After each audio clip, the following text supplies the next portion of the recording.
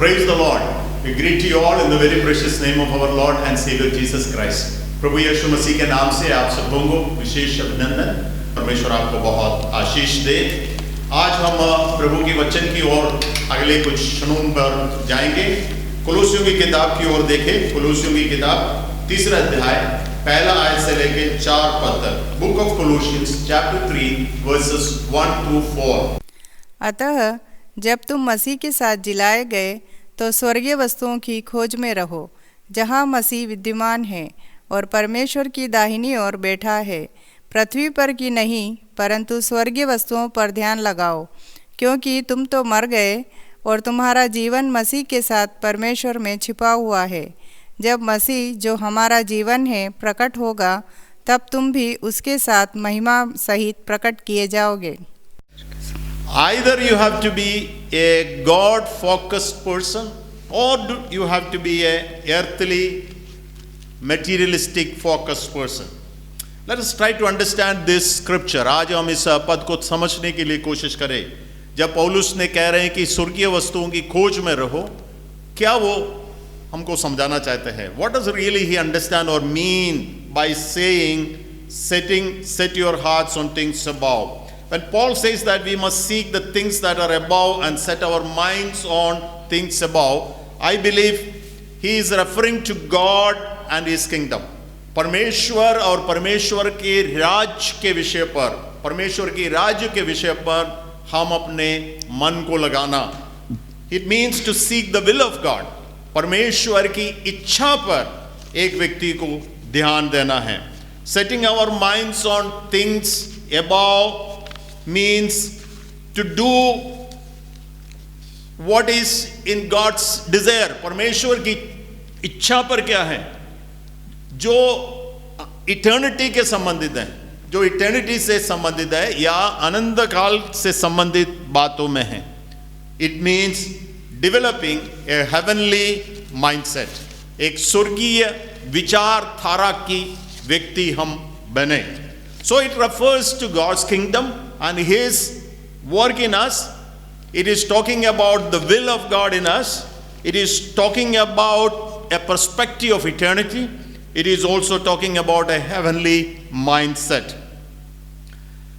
जब हम परमेश्वर की संतान हैं, we are children of God, हम परमेश्वर की संतान हैं, तो जरूर हमारी नेचुरल चॉइस, स्वाभाविक तरीके से हमारा जो चॉइस है, हमारी चुनाव जो है, ईश्वरीय बातों पर है। ईश्वरीय बातों पर और हम विचार करते हैं, ईश्वरीय बातों पर सोचते हैं, लेकिन ये हमेशा नहीं होती। It doesn't happen all the time. I want to exhort, or Paul was exhorting us to the believers in Colossae. They are believers, they are children of God, and he is asking them to set their hearts on things above. Even though their natural choice is that, but there are times that we always look back or look to the things of this world. The struggle that we face every day is more and more on these choices. प्रत्येक व्यक्तियों को, आज मुझे सुनने वाले हम सभी को, आप पासवान हो सकते हैं, बिशप हो सकते हैं, बड़े लोग हो सकते हैं, धनी हो सकते हैं, गरीब हो सकते हैं, महल में रहने वाले हो सकते हैं, कोई भी हो, ये चॉइस जो है हमारे पास हमेशा आते हैं, विश्वासी होने के बावजूद भी। The world we live is a materialistic world. जो दुनिया जहां हम रह रहे हैं, हमारी आसपास की बातों पर हम देख रहे हैं, तो हमारी अंदर जो है दिल में जो इंटरेस्ट आती है, डिजायर जो आती है, हर ह्यूमन बीइंग्स को, हर मनुष्य का डिजायर वो है कि दुनिया की बातों पर चले जाते हैं, बाहर की इच्छाओं पर, possessions of things of this world, material properties of these things, उन चीजों पर एक इच्छा हर मनुष्य के अंदर आ जाते हैं। So the danger is that materialist world is a perishing world. जब हमारी इच्छा उसी पर ही अगर चले जाते हैं, संसारिक दुनिया की इन चीजों पर ही चले जाते हैं, तो वो खत्म होने वाली है। That is a perishing thing. और currently we see it very clearly. आज की परिस्थिति में जब पूरा दुनिया जो संसार की इन चीजों पर मन लगा के चलने वालों की सोच और जो हो रहे हैं, हमें पता हो रहे हैं कि वो नाशवान हैं, वो खत्म होने वाली हैं। So this morning we are going to look a bit details on this subject of setting our hearts on things of God. ईश्वरीय बातों में, स्वर्गीय बातों में हमारी मन को लगाने के विषय पर हम थोड़ी सी और गहरे पर इस अध्याय में, इस पत्रिया के आधार पर हम लोग आगे ले जाना चाहते हैं। तो मेरे सामने आज 2 सवाल पर विचार करना है। I am trying to deal with 2 questions right away. Number 1, how can we develop such a mindset? इस प्रकार का एक विचारधारा जो ईश्वरीय बातों पर या ईश्वरीय वस्तुओं की खोज में रहने वाली जो माइंडसेट, हमें कैसे डेवलप कर सकते हैं, कैसे हम बना सकते हैं। दूसरी सवाल, how much such a life और how such a life does look like when set the hearts on things above. अगर हमारी जीवन स्वर्गीय वस्तुओं की खोज पर रहने वाली अगर जीवन है, तो हमारी जीवन कैसे दिखते हैं, कैसे उसका रूप कैसे रहेंगे। ये दोनों बातों में हम लोग आगे की कुछ समय पर देखना चाहते हैं। तो आपका विचार को मैं तुरंत इसके संबंधित पुरानी एक कहानी की ओर ले जाऊंगा जो पुरानी नियम में हम लोग देख रहे हैं, इब्राहिम और लूत की स्टोरी, जो हम में से अधिकांश लोग जानते हैं, the story of Abraham and लोथ। In order to understand this conflict and how it works, this story really is, I believe, a very typical one, एक सही स्टोरी है जिस पर हम लोग थोड़ी देर के लिए जाएंगे। उसके बाद हम लोग कोलोसियों की किताब में वापस आ जाएंगे। आप में से अधिकांश लोगों को इस स्टोरी मालूम है इब्राहिम और लूत का। इब्राहिम का परिवार का ही एक सदस्य है लूत, उनका भाई के लड़के थे, और परमेश्वर ने इब्राहिम को बुलाया विशेष बुलाहट के द्वारा से, और अपने देश, अपने लोगों को छोड़ के परमेश्वर जो दिखाने वाली देश की ओर, जिसको हम प्रोमिस लैंड कहते हैं, द लैंड ऑफ प्रॉमिस, परमेश्वर ने दिए प्रॉमिस दिए हुए उस देश की ओर ले जा रहे थे। लूत उनके साथ में चले जा रहे हैं। दोनों यात्रा शुरुआत किया, और बहुत कुछ स्टोरीज है, 12 अध्याय से हम लोग देख रहे हैं स्टोरीज। इब्राहिम कई जगह पर चले गया, आखिरी में वो प्रोमिस लैंड में हम लोग पहुंच गया। जो उस प्रोमिस लैंड में इब्राहिम पहुंचने के बाद, लूत के साथ पहुंचने के बाद में एक ऐसी समय आ गया, चुनाव की समय, जो आज हम लोग विचार कर रहे हैं। स्वर्गीय विश्वास पर, स्वर्गीय बातों की चुनाव हो या संसार की बात की चुनाव हो, ये बात दोनों के सामने आया। इब्राहिम के सामने भी, लूत के सामने भी आया। हम 13 अध्याय को देखिए, उत्पत्ति की किताब 13 अध्याय की 10 पद में इब्राहिम ने बिल्कुल साफ जो है लूत को बता दिया, अब बेटा तुम चुन लो, कौन सा तुमको चुनना है तुम चुन लो, मैं अपने हिसाब से मैं भी करूंगा, लेकिन तुम्हारे लिए पहला मौका इब्राहिम ने दे दिया। So the first opportunity given to लूत। व्हाट डिड लूत choose? Look at chapter 13 verse 10। तब लूत ने आंख उठाकर यरदन नदी के पास वाली सारी तराई को देखा कि वह सब सिंची हुई है। जब तक यहोवा ने सदोम और अमोरा का नष्ट न किया था, तब तक सोर के मार्ग तक वह तराई यहोवा की वाटिका और मिस्र देश के समान उपजाऊ थी। लूत ने आंखें उठाकर यरदन नदी के पास वाली तराई की जगह को देखा। बड़ी ग्रीनरी जगह है, उपजाऊ जगह है, बहुत अच्छी जगह है।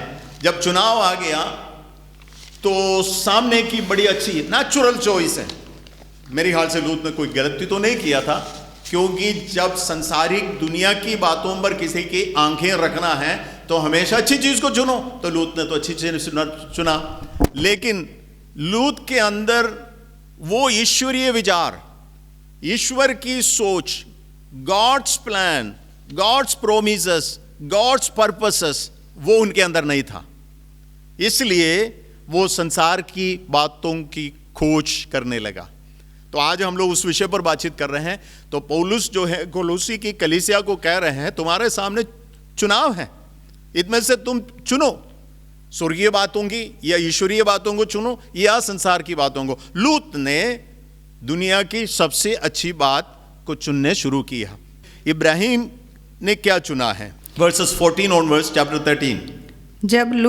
जब लूत अब्राम से अलग हो गया, तब उसके पश्चात यहोवा ने अब्राम से कहा, आँख उठाकर जिस स्थान पर तू है वहाँ से उत्तर, दक्षिण, पूर्व, पश्चिम चारों ओर दृष्टि कर, क्योंकि जितनी भूमि तुझे दिखाई देती है उस सब को मैं तुझे और तेरे वंश को युग युग के लिए दूंगा, और मैं तेरे वंश को पृथ्वी की धूल के किनकों के समान बहुत करूँगा, यहाँ तक कि जो कोई पृथ्वी की धूल के किनकों को गिन सकेगा वही तेरा वंश भी गिन सकेगा। उठ, इस देश की लंबाई और चौड़ाई में चल फिर, क्योंकि मैं उसे तुझी को दूंगा। यहां देखो, इब्राहिम की चुनाव जो है, इब्राहिम का चॉइस जो है, थोड़ी सी फर्क है। लूत ने अपने हिसाब से तो कर लिया, हमने 10 आयत में पढ़ लिया, लेकिन इब्राहिम का जो बात आ गया, what did Abraham do? Abraham listen to God. Abraham को परमेश्वर ने कहा तुमको कहां देखना है। परमेश्वर ने उनको वो जगह दिखाया जो देश परमेश्वर ने पहले से ही उनको प्रोमिस करके रखा था। परमेश्वर ने उनको एक बड़ी कवनन की द्वारा से, परमेश्वर ने प्रॉमिस की द्वारा से उनको दिया हुआ जगह है। क्या परमेश्वर कह रहे हैं? आंखें उठाकर जिस स्थान पर तू है वहां से उत्तर, दक्षिण, पूर्व, पश्चिम चारों ओर की दृष्टि करो। यह इब्राहिम का चॉइस नहीं है, परमेश्वर ने इब्राहिम को बताया। ठीक इसी बात को पौलुस जो है कोलोसियों की किताब में भी कह रहे हैं। क्या कह रहे हैं? स्वर्गीय बातों में, परमेश्वर की इच्छाओं में, परमेश्वर की बातों पर आप चुन लो। Set your mind on things above. और इब्रानियों की किताब में बात में वो भी पौलुस ने लिखा है, और पौलुस जो है इस बात को, ये इब्राहिम का चॉइस को, इब्राहिम का इस चुनाव को बड़ा सुंदर तरीके से इब्रानियों की किताब में भी लिखते हैं। इब्रानियों की किताब 11 अध्याय की 13 से आगे की पदों को हम लोग देखेंगे। ये सब विश्वास ही की दशा में मरे और उन्होंने प्रतिज्ञा की हुई वस्तुओं को नहीं पाई, पर उन्हें दूर से देखकर आनंदित हुए और मान लिया कि हम पृथ्वी पर परदेसी और बाहरी हैं। जो ऐसी बातें कहते हैं वे प्रकट करते हैं कि स्वदेशी की खोज में हैं, और जिस देश से वे निकल आए थे यदि उसकी स्तुति करते तो उन्हें लौट जाने का अवसर था। पर वे एक उत्तम अर्थात स्वर्गीय देश के अभिलाषी हैं, इसीलिए परमेश्वर उनका परमेश्वर कहलाने में उनसे नहीं लजाता, क्योंकि उसने उनके लिए एक नगर तैयार किया है। अब आप देखिए इब्राहिम ने इस प्रकार के चुनाव क्यों किया है। अगर आप थोड़ा सा पहले 10 पद के लिए पढ़ें तो वहाँ जो है इब्राहिम के विषय पर बिल्कुल स्पष्ट का है। Verses 10, for he was looking forward, he मतलब Abraham was looking forward to the city with foundations whose architect and builder is God. By faith he was looking for, विश्वास की द्वारा से 10वीं आयत में हम लोग देख रहे हैं, 10वीं आयत में, क्योंकि वह उस स्थिर नींव वाले नगर की बाट जोते थे जिसका रचने वाला और बनाने वाला परमेश्वर है। सो Abraham choice was based on God's own will. Number 1, he made his home like a stranger with the view to move anytime. हमने वहां देखा है, तो 9 पद में भी हम लोग देख रहे हैं, वो हमेशा जो है एक परदेशी की समान, एक परदेशी की समान 9 पद में लिखा है। 9 पद में देखिए, विश्वास ही से उसने प्रतिज्ञा किए हुए देश में, पराये देश में परदेसी के समान रहकर इसहाक और याकूब समेत जो उसके साथ उसी प्रतिज्ञा के वारिस थे तंबुओं में वास किया। Okay, he was staying in a particular place, but he was always thinking that he is a stranger. This place is not permanent to me.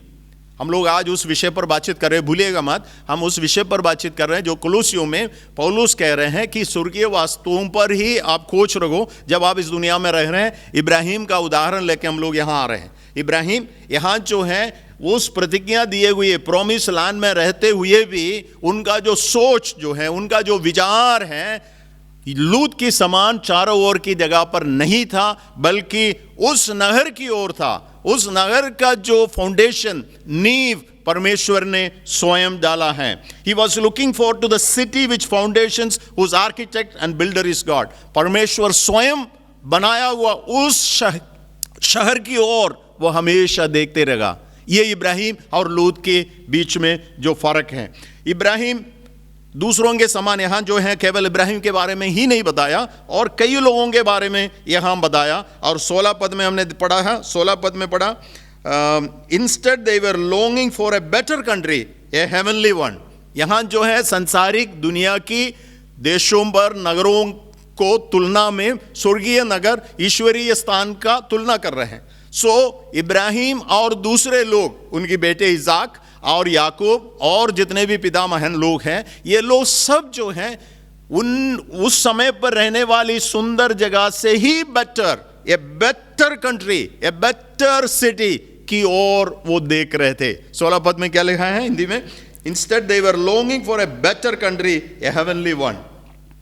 पर वे एक उत्तम अर्थात स्वर्गीय देश के अभिलाषी हैं। देखिए, उत्तम अथवा ये एक स्वर्गीय देश की अभिलाषी थे।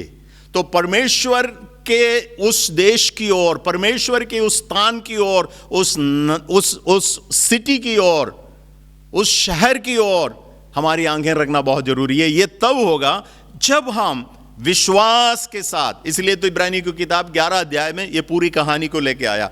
विश्वास के साथ प्रतिज्ञा प्राप्त किए हुए लोग, ये दोनों फैक्टर यहां बहुत इंपॉर्टेंट है।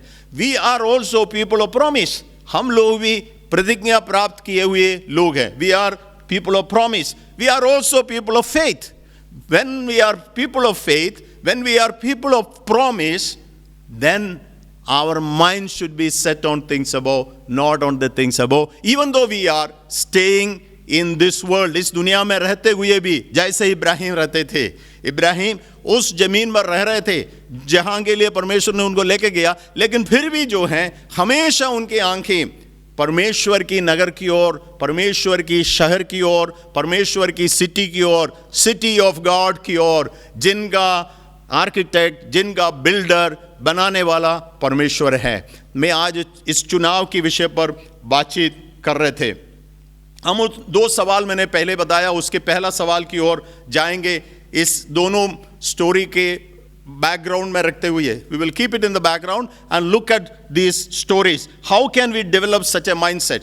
इस प्रकार की इब्राहिम की तरह एक माइंडसेट को हम कैसे बना पाएंगे? ऐसे एक विचारधारा हम कैसे कर सकते हैं? कोलोसियों की किताब 3 अध्याय पर फिर से वापस आए, चैप्टर 3 में वापस आए, जो पौलुस यहाँ कह रहे हैं। पहली चीज 3 अध्याय की पहला पद में आप अपने बाइबल को खोल कर रखिएगा। Open your Bible and look at it. Verse 1 it says, you have been raised with Christ.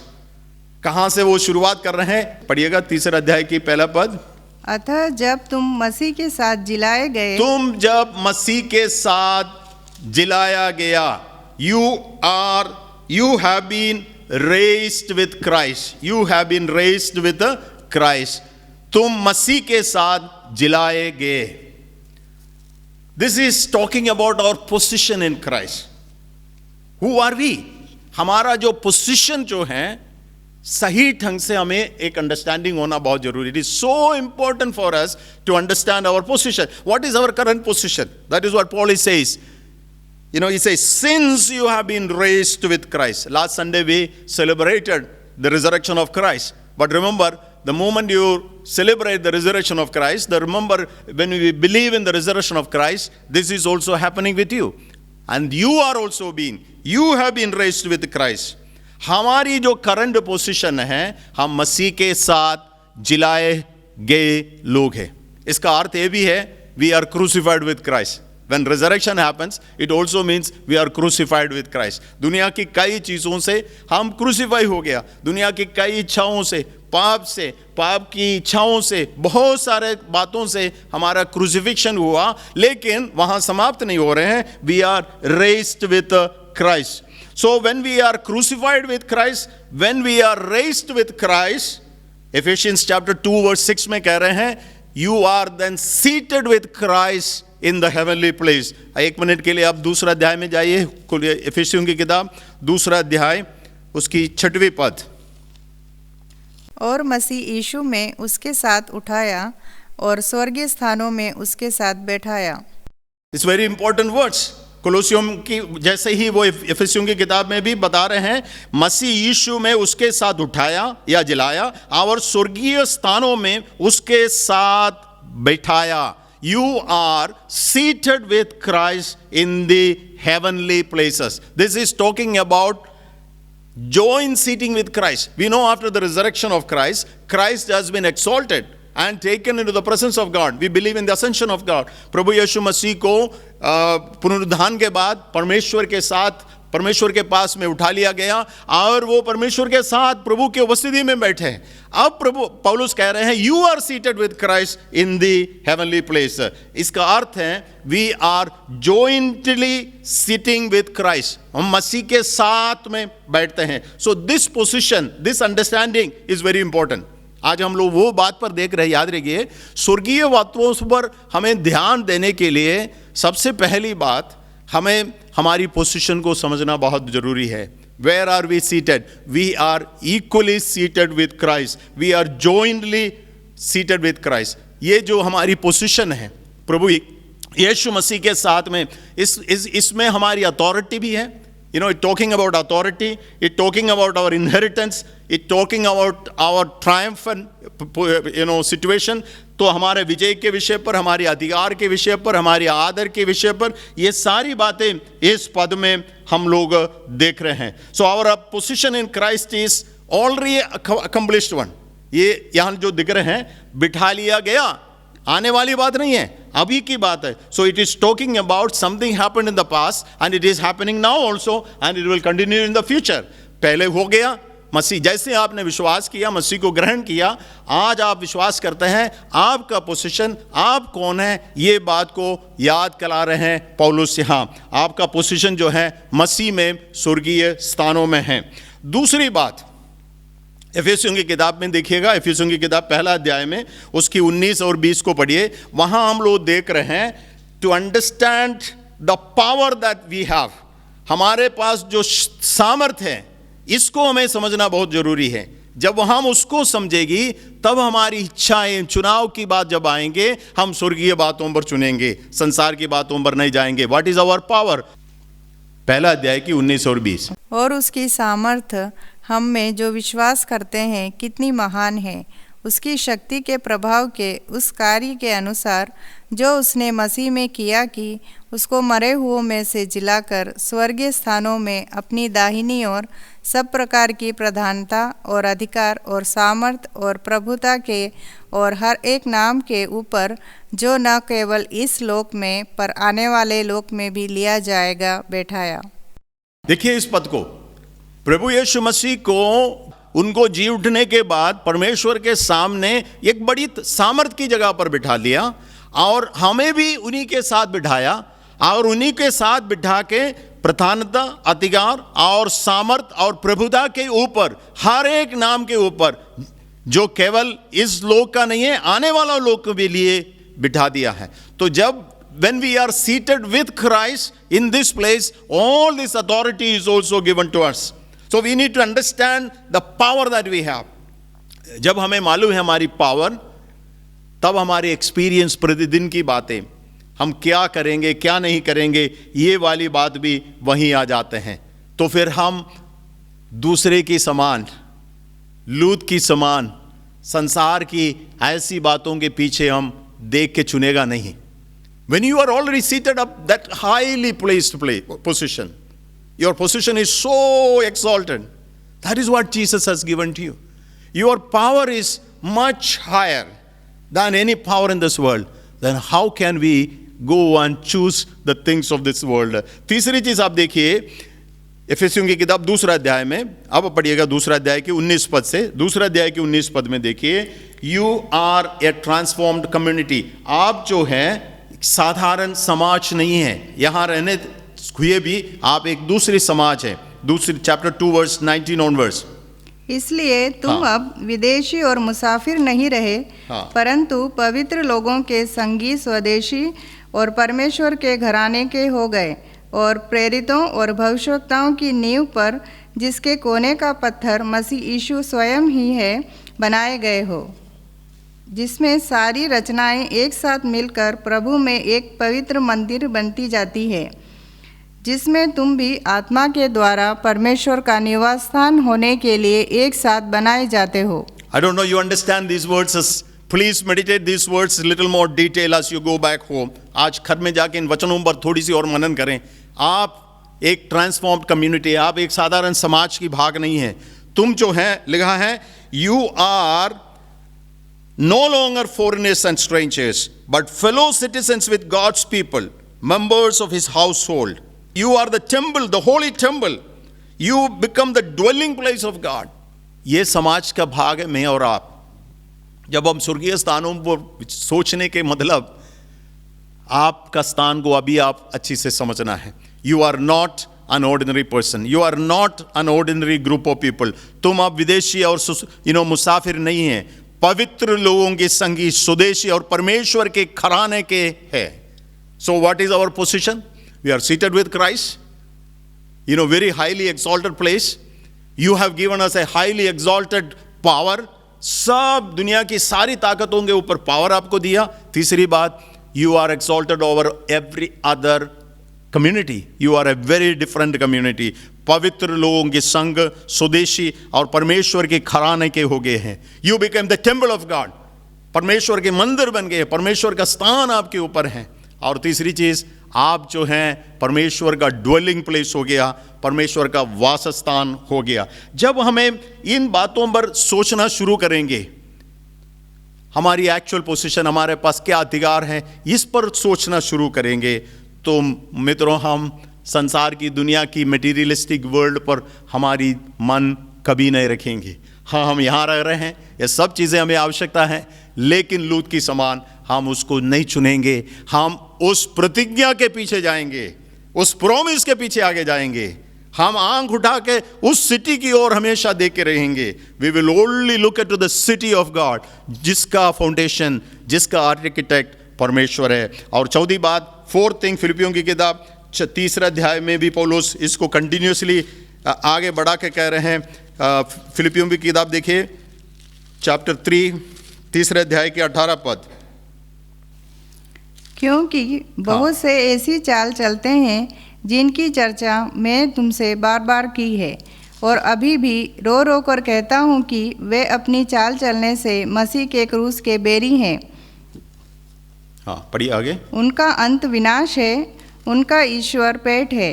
वे अपनी लज्जा की बातों पर घमंड करते हैं और पृथ्वी की वस्तुओं पर मन लगाए रहते हैं. पृथ्वी के वस्तुओं पर वो मन लगाते हैं. 2 ग्रुप को वहां पौलुस कह रहे हैं. एक ग्रुप जो है पृथ्वी के बातों पर मन लगा रहे हैं, केवल खाना पीने की बातें, संसारिक अभिलाषाओं की बात पर मन लगाने वाले एक ग्रुप. दूसरे लोगों के विषय पर आगे बता रहे हैं. आगे पढ़िएगा उसको. पर हमारा स्वदेश हमारी स्वदेश स्वर्ग पर है, स्वर्ग पर है, और हम एक उद्धारकर्ता प्रभु यीशु मसीह के वहां से आने की बाट जो रहे हैं. हम प्रभु यीशु मसीह के वहां से आने की बाट जोग रहे हैं. उनका सोच, उनका विचार पृथ्वी का है. बहुत सारा ऐसे ही है. ये फिलिपियों की किताब में जब लिखते हैं, फिलिपियों में भी ऐसा कुछ लोग हैं, कोलोसियों में भी ऐसा कुछ लोग हैं, भोपाल में भी ऐसा है.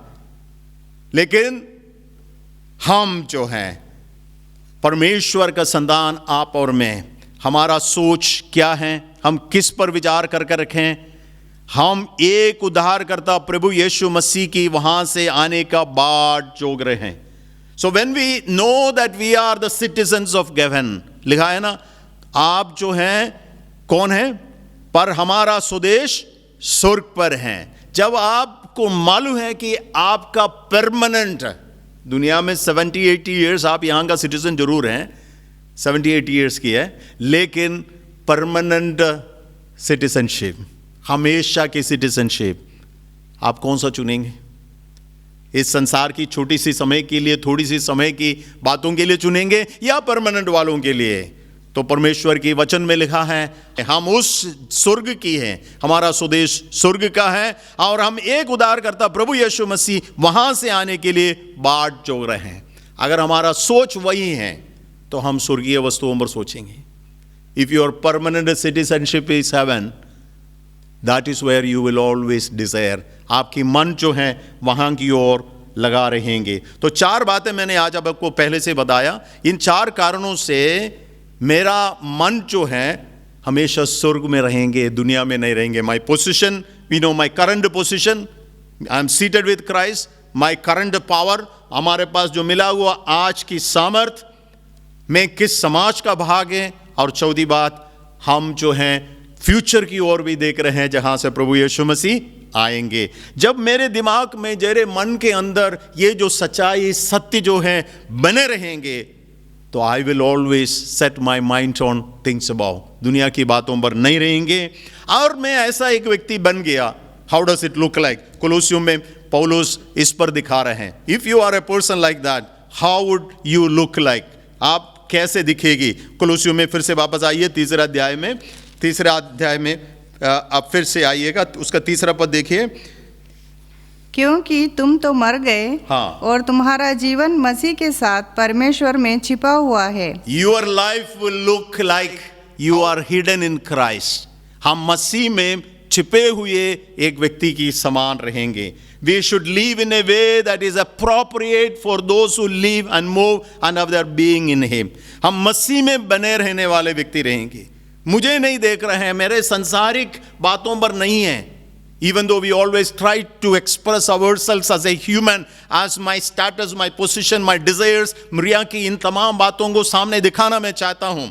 हाँ, अगर आप इस दुनिया की बातों पर आपकी ध्यान वो है, तो आप हमेशा वही दिखाना चाहेंगे। अगर आपकी सोच स्वर्गीय वस्तुओं में है, आपको ये समझ में आ जाएगा, you are hidden in Christ. आप मसीह के अंदर, मसीह में आप अपने आप छिपा हुआ व्यक्ति है। So it is a life directed by Christ. मसीह के साथ में, मसीह से चलाने वाला एक जीवन है। तो कोलोसियों में अगर आप आगे की पदों को पढ़ेंगे, जैसे आप जब चलना शुरू करेंगे, आपकी सोच में क्या फर्क पड़ेंगे, आपकी विचारधाराओं में क्या फर्क पड़ेंगे, आपकी प्रतिदिन की चाल चलन में क्या फर्क पड़ेंगे। 5 आयत से लेके आप लोग बाद में पढ़िएगा, उसमें ये जो स्वभाव सब कर रहे हैं, दुनिया की उन सब अभिलाषाओं से हट के आपकी जीवन में बहुत फर्क पड़ेगी।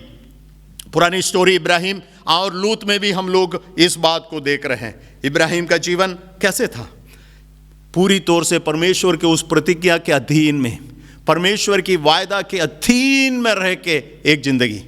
Like we have to be completely hidden in Jesus Christ, in the promise of Jesus Christ, in the to have complete faith in Jesus Christ. इसलिए एक जगह पर पौलुस कह रहे हैं, मैं अपने आप को कुछ दिखाना नहीं चाहता हूं। Not me, let Christ be seen in me, Christ's nature be seen in me, Christ desires be seen in me. मसीह मुझे चला रहे हैं। I will be guided and directed by Christ. Ibrahim ने वैसे ही किया था। इब्राहिम के जीवन की हर पहलू में आप देखिए, एक जगह से दूसरे जगह जाना, कैसे जाना, किधर का आना, क्या चॉइस करना, सब जो है परमेश्वर सी ओर से डायरेक्शन करने वाली जीवन। ये संभव है आज भी। क्या ये भी संभव है आज भी? Yes, if you are directed by God, if your desire is in on the heavenly things, if you want to hear God and directed by God, then every activity that you do, आज आप जो दुनिया में जो कर रहे हैं, हर चीजों में ये फर्क आप जरूर दिखेगी। It is a life directed by God and in every step you will obey the plan and purpose of God. मित्रों, आज मैं ये कहना चाह रहे हैं, अगर आप स्वर्गीय वस्तुओं की खोज में रहने की मतलब है कि आपका जीवन जो है आपकी इच्छा पर नहीं है, आपकी विचार, हम जिद तो हमेशा करते हैं, मुझे ये चाहिए वो चाहिए, दुनिया भर की बातें, क्या नहीं चाहते हैं हम? सामने वाले को थोड़ा सा हमसे कुछ अच्छा है तो खड़ा आके हम लोग कितना जिद करने वाला शुरू करते हैं। हम अपने ही लेवल पर प्राप्त करने की, मटीरियलिस्ट के लिए, मटीरियल थिंग्स के लिए, दुनिया की वस्तुओं के लिए हम इतनी खोज करते हैं। We compare always, but remember you are a different person. आप ऐसी सोच में नहीं जा सकते हैं, आप उसके अनुसार जा नहीं सकते।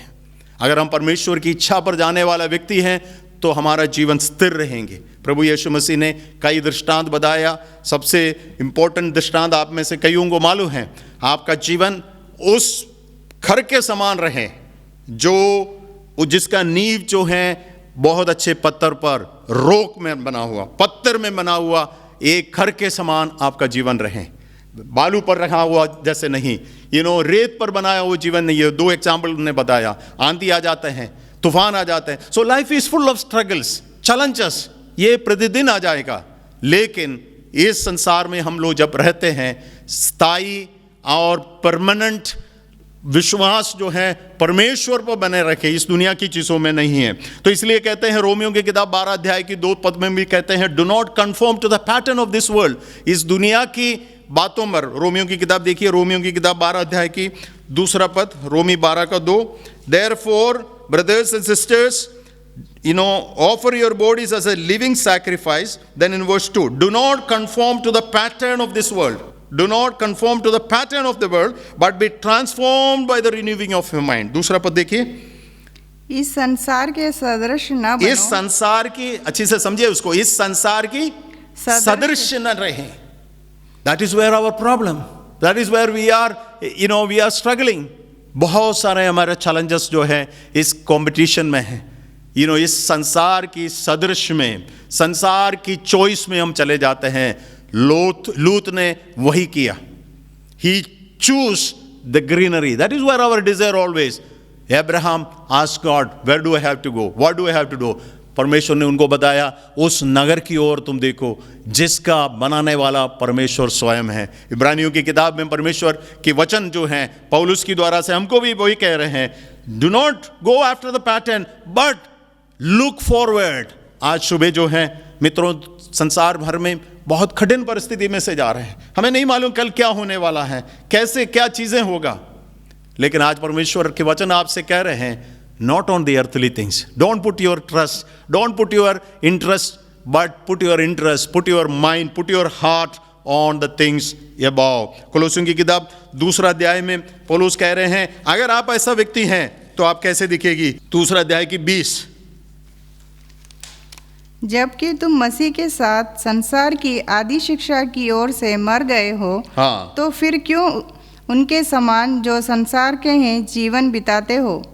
तुम ऐसी विधियों के वश में क्यों रहते हो कि यह ना छूना, उसे ना चखना और उसे हाथ ना लगाना।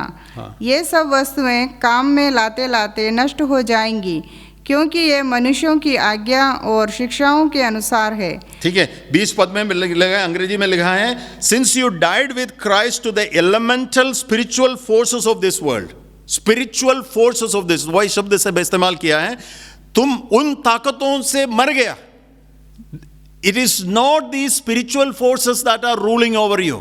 तो हमारा जीवन कैसे रहेंगे? अगर स्वर्गीय वस्तुओं पर आप ध्यान देने वाला व्यक्ति है तो आपका जीवन कैसे रहेंगे? You are no more under the spiritual principles of this world. दुनिया के कुछ तत्व हैं, इसलिए आप कह रहे हैं don't handle, don't touch there, don't do this, don't go there, all kind of restrictions for you, जो दुनिया की सिद्धांतों के आधार पर। हम में से अधिकांश लोग जो हैं कई प्रकार के पृष्ठभूमि से आए हुए लोग हैं। हमें मालूम है दुनिया की कई स्पिरिचुअल इविल प्रिंसिपल्स आपके स्वतंत्रता को पूरी उठा लिया गया। You don't have the freedom. तो पौलुस कह रहे हैं, हम अगर आप स्वर्गीय वस्तुओं पर सोचने वाला है, इस दुनिया की ताकतें, शक्ति, सिद्धांत और फिलॉसफीज आपके ऊपर राज नहीं करेंगे। These evil forces will not rule over you. आपको स्वतंत्रता है, आपको फ्रीडम है। क्या खाएं, क्या पिए, क्या दिन, कौन सा, कहां, क्या मुश्किल है भैया आजकल दुनिया में रहना।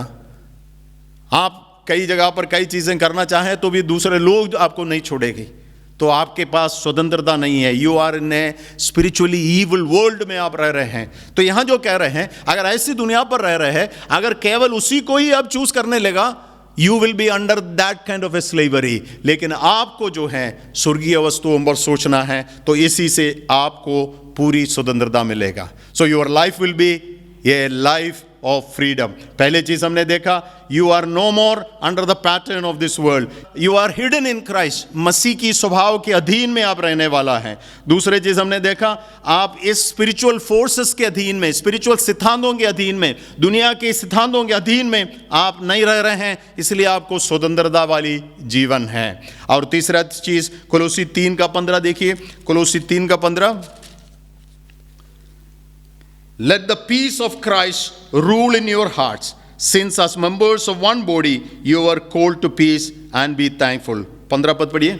मसीह की शांति, जिसके लिए तुम एक देह होकर बुलाए भी गए हो, तुम्हारे हृदय में राज्य करे।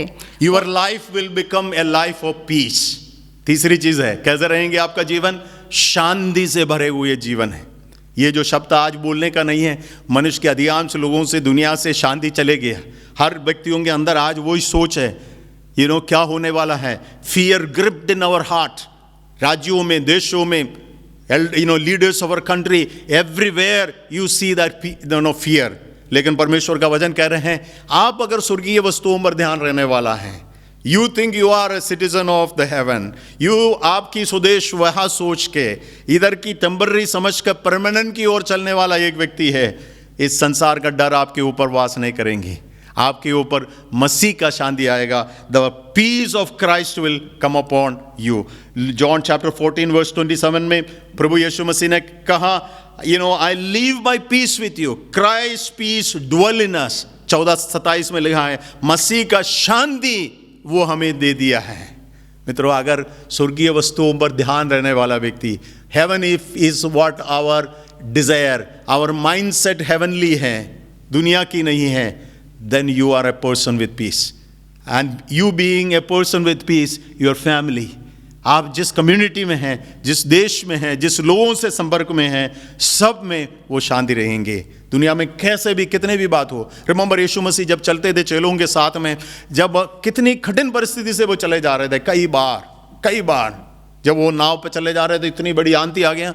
See, the word Jesus said all the time is the peace. He was always pronouncing the peace, शांति। आज भी अगर उस शांति अगर आपके जीवन में जाना चाहते हैं, तो दुनिया से आंख हट के चॉइस जो है स्वर्गीय बातों में, ईश्वरीय विषय पर होना बहुत जरूरी है। तो your life will be a full of peace. और आखिरी बातें कोलोसियों की किताब 4 अध्याय की 2 पद में कह रहे हैं, 4 की 2 से 4 तक। या प्रार्थना में लगे रहो, हाँ। और धन्यवाद के साथ उसमें जागृत रहो, और उसके साथ ही साथ हमारे लिए भी प्रार्थना करते रहो कि परमेश्वर हमारे लिए वचन सुनाने का ऐसा द्वार खोल दे कि हम मसीह के उस भेद का वर्णन कर सकें जिसके कारण मैं कैद में हूँ, और उसे ऐसा प्रकट करूं जैसा मुझे करना उचित है। Chapter 4 verse 2 Colossians, devote yourself to prayer, being watchful and thankful.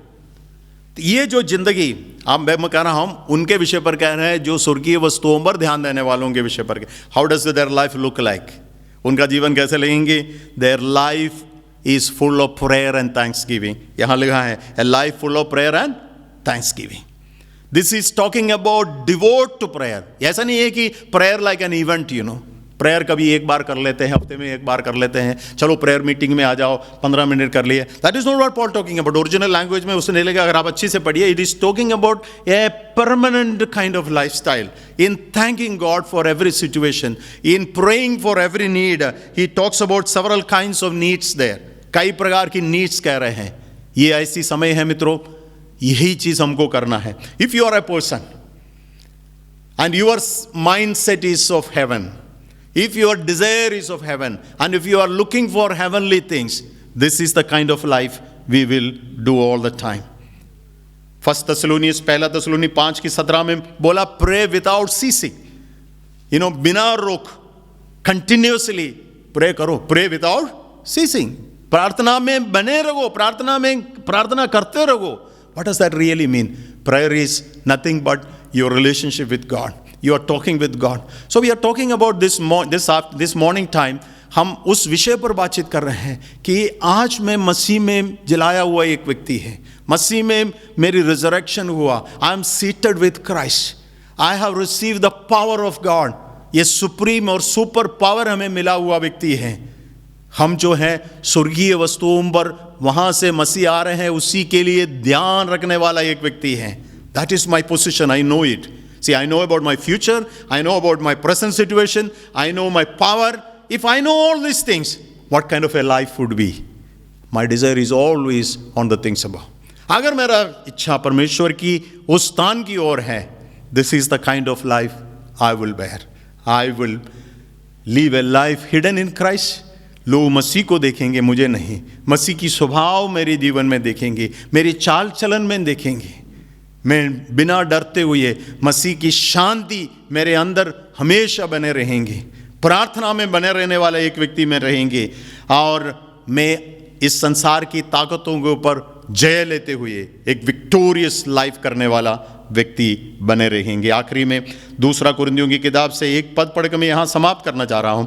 2 कुरिन्थी 4 का 18 पद आखिरी में पढ़ेंगे, फिर यहीं समाप्त करेंगे। 2 Corinthians chapter 4 verse 18। और हम तो देखी हुई वस्तुओं को नहीं परंतु अनदेखी वस्तुओं को देखते रहते हैं, क्योंकि देखी हुई वस्तुएं थोड़े ही दिनों की हैं परंतु अनदेखी वस्तुएं सदा बनी रहती हैं। यहाँ उस चॉइस के विषय पर पौलुस अपनी गवाही बताकर समाप्त कर रहे हैं। We fix our eyes not on what is seen but on what is unseen.